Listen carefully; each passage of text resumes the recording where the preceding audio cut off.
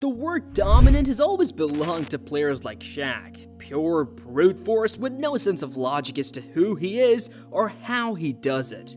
Then there's the classic 1996 72-10 Chicago Bulls and the 2016 73-9 Warriors, who we could all agree were straight up cheating with KD on their team. Only a handful of players and teams truly deserved to be associated with such a word. That is until the Dallas Mavericks started playing their current brand of basketball: dominance. There are only 3 duos in today's NBA who score at least 25 points a night on great efficiency with an all-around offensive game. Among those 3, one particular duo features a top 5 MVP candidate and a backcourt partner and champion who shares a record for being certified cold-blooded closers, especially during the playoffs. When these two are on fire, everybody else better just step back and let them cook. And speaking of stepping back, well... Back to Doncic. Doncic pulls up, three-pointer.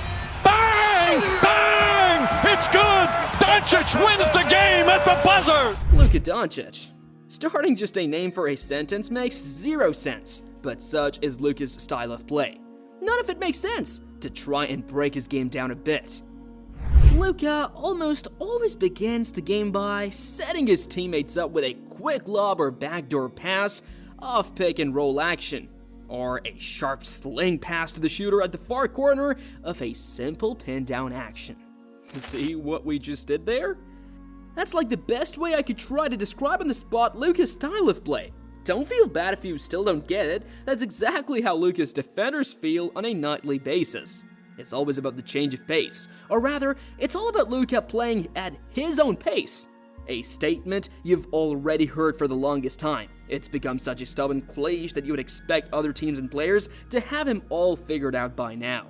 Since 5 years now since Luka's first All-Star year in the league has been nothing but a hefty pile of buckets, boards, and dimes.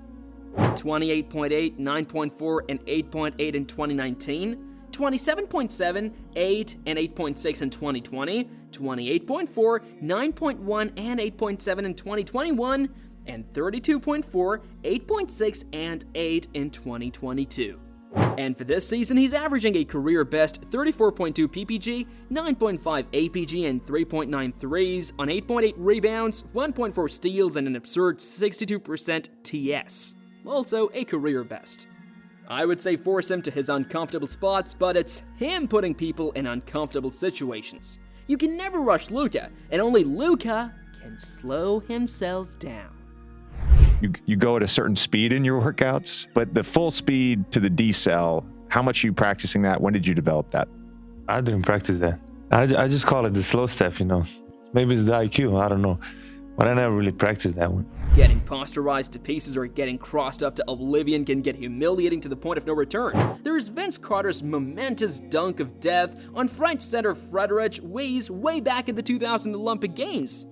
Then there is AI's filthy double killer crossover on poor Antonio Daniels. Yeah, but getting schooled by a white, chubby, cherub-looking, smiley-faced guard with old man speed trumps any type of disrespect on the court. And if we were really to break it down further, as of the writing of this video, Luka is currently first among the top 5 MVP candidates in minutes per game at 37.5 MPG. First among guards in the entire league in points per game at 34.3. First in 40-point games this season at 11. First in pull-up points per game at 14.6. First in post-ups per game as a guard at 2.1.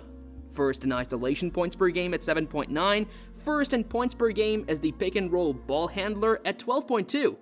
Tied with Jalen Brunson at second in drives per game at 18.7.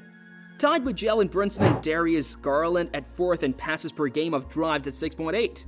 Tied with Darius Garland, Malik Monk, and SGA at first in assists per game off drives at 2.2. Third in assists per game at 9.6, second in points per game off drives at 14, third in assisted points per game at 24.8, first and secondary assists per game at 1.4, third in the league in touches per game at 92.4, second in total shooting fouls drawn at 205, third in personal fouls drawn per game at 7, and third in triple-doubles with 10. And first all-time in league history in points created per game, points plus points created by assists at 59.1. He's also broken the record for first all-time in points plus assists per game at 36.6. And just halfway through this season alone, Luka remains at the top of almost every offensive category you could find, as well as eclipsing the likes of offensive juggernauts in Michael Jordan, LeBron James, Oscar Robertson, and Wilt Chamberlain. Again, dominance. Then there's the Batman to Luka's Superman. He may not be that one-man army that Luka is, but he's got all of Bruce Wayne's calm tricks up his sleeve. This is Uncle Drew we're talking about. Ankle Drew, if we're playing with words, the way he plays with the ball on a string, or the ankle taker, to pay our respects to all the fallen victims of the greatest handles of all time, as proclaimed by the father of the killer crossover himself. Comparing Kyrie to you, Kyrie has a more complete handle package. Right. Is that something you agree with? Hell yeah. He got the best. The point is, it doesn't matter what you call Kyrie, but the only pronouns this killer goes by are his, him. The only hole in his offensive game is the one he's shooting into, and the only thing standing between him and the rim is, well, nobody. There are only 5 recorded 50-point games in NBA history that have a TS percentage above 90%. One of those belongs to Kyrie, and he ranks 3rd on the list with an insane 98.5% TS. That's 54% on 82.6% FG, 77.8% 3P percent on 9 threes, and 90% from the line on 10 attempts. Read that one more time, then look it up, then read it again. Once again, dominance. After being traded mid-season to Dallas back in 2022, Kyrie wasted no time playing meaningful, efficient basketball. In their first half season of playing basketball together, Luka averaged his casual 30.9 PPG, 8.2 RPG, and 7.7 APG on 48% shooting. Kyrie, on the other hand, played probably the best statistical season of his life while playing with a dominant superstar, a career-best 27 points, 5 rebounds, and 6 assists per game on insane shooting splits of 51, 39, and 95%. That's like a TS percent of 63.4%, higher than the likes of some of the most efficient players in the NBA like Kawhi Leonard, Anthony Davis, Kristaps Porzingis, Tyrese Haliburton, and Shai Gilgeous-Alexander, who even led the league that season in FD efficiency at 90.5% on 10.9 attempts per game. Fast forward to this season, despite being nagged by a few injuries here and there, and the 29 games Kyrie has played with Luka, he's averaged a camp 24.7 PPG, 5 RPG, 5.2 APG, and 1.3 steals on outlandish 50, 43, and 87.9% efficiency. This didn't stop Luka from getting his usual 32.1 PPG, 8.7 RPG, 8.4 APG, and 1.5 steals on 49% shooting. The Mavs have won 66% of their games during that span. Compare that to the 31% win rate Luka and Kyrie had in just the 16 games they played together last season. That's roughly a 53% increase in games won. So, what changed? Well, this is their first season together with an actual training camp to get to studying each other's games while playing within the team's system. This is also their first season together with a team that's relatively healthier than last year. But if there's one thing or a player that truly opened their games up, it's the addition of this year's 12th pick of the draft, Derek Lively II. While Dwight Powell is a serviceable veteran, as evidenced by his league-leading 71.1% effective field goal percentage, EFG, and 74.1 true shooting percentage, the sky's the limit for what the rookie Lively can do. Lively technically leads the league in FG percentage at 73.5%, but his total field goals have not met the minimum of 300 just yet. He is also technically tied at 11th in blocks per game, tied with Jacob Puddle, Clint Capella, and reigning depoy Jaren Jackson Jr. at 1.5, only that he's 20 games behind the minimum criteria due to a few minor injuries. Need I remind you that he's just a 20-year-old rook?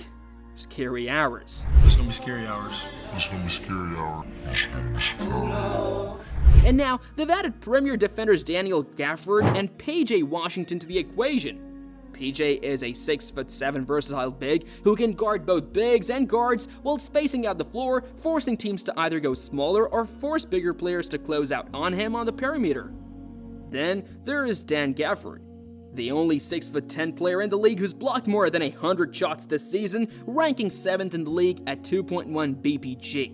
He's also currently third in the league behind his teammate Dwight Powell in both EFG percentage and TS percentage at 68.1% and 70.2% respectively. Gafford and Lively are currently 10th, 3.8 and 17th, 2.6 in points per game as the pick-and-roll man over the likes of well-known pick-and-roll threats in Giannis, Capella, John Collins, and Marvin Bagley. They're also 7th, 3.7 and 9, 3.5 respectively in points per game off cuts alone. The threat of Luka, Kyrie, and all these lob threats leaves Tim Hardaway Jr. chilling as he leads 4th in points off, F spot-ups, alone at 6 per game, and 7th in catch-and-shoot threes, made with 2.1 per game. Don't be surprised if Luka regains a few lost pounds by the end of the season, with him feasting on all these dimes and lob passes. Meanwhile, in all that chaos, Kyrie's also just chilling in his own flat world. He's the only player this season with multiple games of scoring more than 34 points with 0 free throws. He's also 12th in the league in fast break points per game, producing more than Fox and Levine on that end. Good chow! The Mavs had just had their dominant 7-game winning streak snapped earlier against the Pacers, but no one in that team is worried about that at all. I know I'm not. As long as they go into the postseason in the prime of health, that championship trophy is theirs to lose.